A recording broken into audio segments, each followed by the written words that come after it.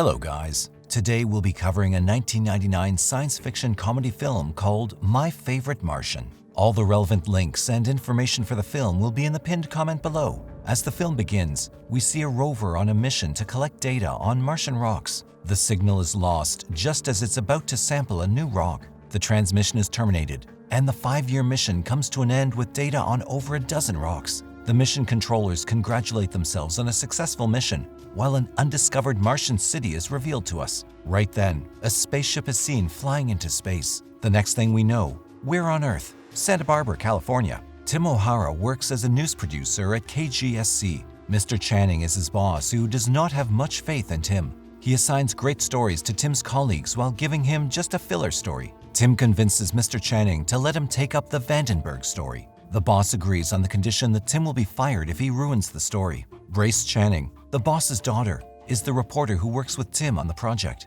They report live from the Vandenberg Air Force Base, where the shuttle Atlantis is launching. Brace speaks with Captain Dalton about the project that will study the Fiona comet. At the end of the show, Tim unintentionally compromises Brace by making an unnecessary remark that she unknowingly repeats after him. Brace is upset with Tim for making her look like an idiot on TV, and she complains to her father about it. As a result, Tim is fired. Later, Lizzie, the camera operator, and his friend try to comfort him. Next, Tim witnesses a Martian spacecraft crash landing later that night as he drives back home. He stops the car in the middle of the road and Brace nearly crashes into his car. He takes Brace to show the crashed ship, but the Martian alien, the owner of the ship, notices them and shrinks the ship to the size of a toy and hides behind a rock. Tim searches for the ship while Brace sits and smokes. She tosses the cigarette behind her, striking the alien in the face. He throws the cigarette on the ground and spits on it. Meanwhile, Tim discovers the shrunken ship and brings it home with him. By chewing on a Nurplex, an alien gum that transforms one into different life forms, the Martian transforms into a human form. Then he gets into the trunk of Tim's car so that he can retrieve his ship later. Back at home, Mrs. Brown gives Tim some brownies. While he's eating them, the alien breaks into the house. He tries to steal the ship while remaining invisible, but Tim manages to hit him in the head. The Martian is knocked out. Tim pokes him with a stick to wake him up, but he has to fight Zoot, the Martian's talking and moving suit. Tim ends up destroying his belongings in the room during the fight. While he ponders whether it's real or just an illusion, the alien strikes him in the back of the head, knocking him out. The Martian and Zoot argue about who's to blame for them ending up at Tim's house. There's a knock on the door while they're at it. Lizzie shows up at the door and the Martian is at a loss for what to do. Zoot then suggests transforming into Tim, which he follows immediately and greets Lizzie. She finds his manner of talking funny and unusual and asks if he's okay. The fake Tim tries hard to act like the real one, but ends up kissing Lizzie weirdly and asks her to leave right away. Lizzie is dumbfounded by the unexpected kissing, but she's also happy because she has a crush on Tim. The search for extraterrestrial intelligence, or SETI on the other hand, is looking for evidence at the UFO crash site. When they discover the cigarette with mucus on it, Colli orders that it be analyzed and dusted to find out who it belongs to.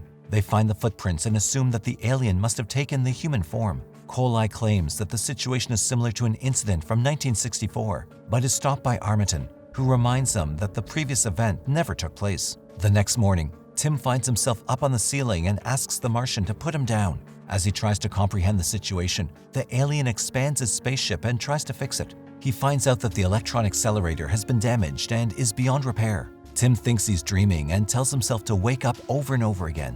When he realizes everything's real, he uses Mrs. Brown as an eyewitness. However, the Martian has already shrunk the ship again and introduces himself as Uncle Martin to Mrs. Brown. Tim then offers to help the aliens to take them to the market to find necessary items for the ship's repair. Martin and Zoot are frustrated seeing humans with low IQ. Tim then tries to persuade them that Earth isn't as bad as they think. Martin reveals that Nienert, a Martian scientist, had come to Earth and disappeared. Meanwhile, people make fun of Martin's outfit and he gets upset about it. So Tim takes him shopping. Now Zoot is the one upset as Martin replaces him with earthly outfits. While they bicker in the changing room, Tim tries to record a video because the Martian can be a great story that might help him to get his job back. Next, upset Zoot gets the Nurplex all over the place. A kid tries to eat one of the gums, but Martin scares him away. When confronted about it, Martin makes Tim try one.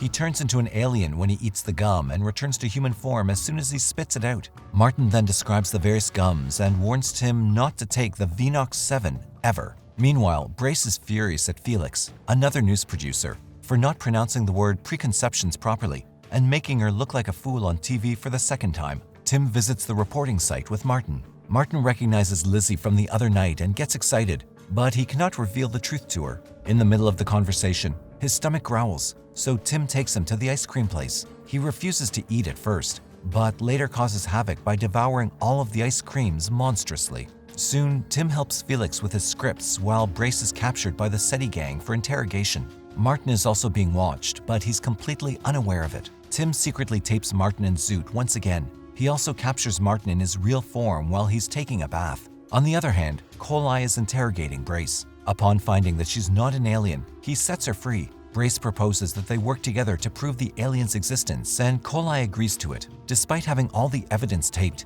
Tim decides not to reveal them as he's grown fond of the Martian. In the meantime, Martin and Zoot discover an interstellar safety system, or ISS, in the ship that's about to self-destruct before 9 o'clock.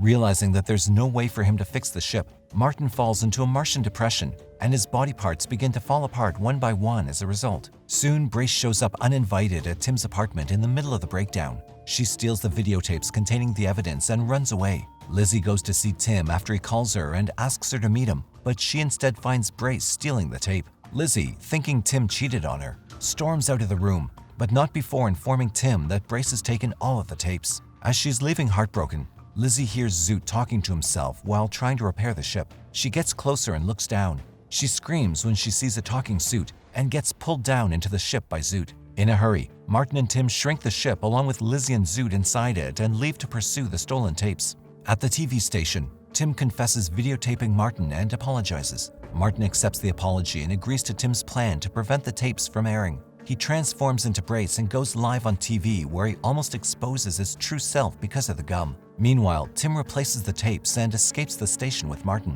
When they return home, they discover that the ship has disappeared. They follow Mrs. Brown, assuming she's taken the ship to a rummage sale. They are, however, pursued by the SETI team. They use Martin's device to shrink Tim's car and drive through the sewers. There, they find Mrs. Brown and take the ship from her, but they're eventually captured by Kolai and taken to his lab for investigation. In the lab, Tim tricks one of the scientists into expanding the ship, allowing Lizzie and Zoot to become free. Lizzie then frees Tim, and together they try to find Martin, but security guards stop them.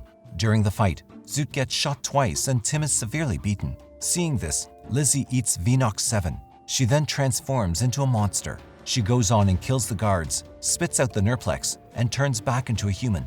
Meanwhile, Martin has been forced to undergo surgery to have his antennae removed. He appears to be dead, and Kolai attempts an autopsy but is stopped by Lizzie and Tim. Martin awakens when Zoot reunites with them and he heals automatically. After that, they flee the SETI headquarters. Later, Martin replaces the electron accelerator with a car alternator and fixes the ship. As Tim and Lizzie are about to bid farewell to Martin, Kolai arrives and tries to kill him as he's proof of the alien's existence. However, Armiton stops Kolai by destroying the gun. He reveals himself to be none other than Nienert, the Martian scientist who disappeared in 1964. Together, they fly back to Mars. Kolai then finds a piece of Nurplex and chews on it and turns into a Martian. Unfortunately, he swallows the gum, transforming into an alien permanently, and gets caught by his own organization, whereas Tim and Lizzie manage to successfully flee the scene. In the end, Martin and Zoot decide to stay on Earth with Tim and Lizzie, while Nienert flies back home. Tim is hesitant at first to allow the Martian to live with them, but finally changes his mind because of Lizzie. The film ends with Zoot enjoying his bath in the washing machine.